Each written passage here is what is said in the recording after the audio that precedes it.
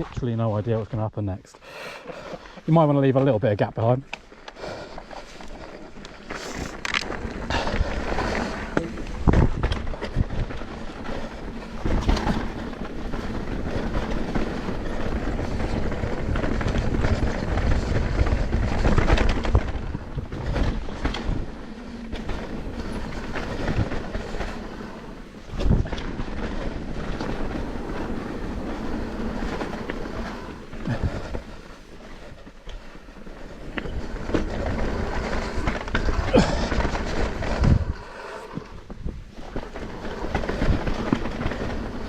That's good.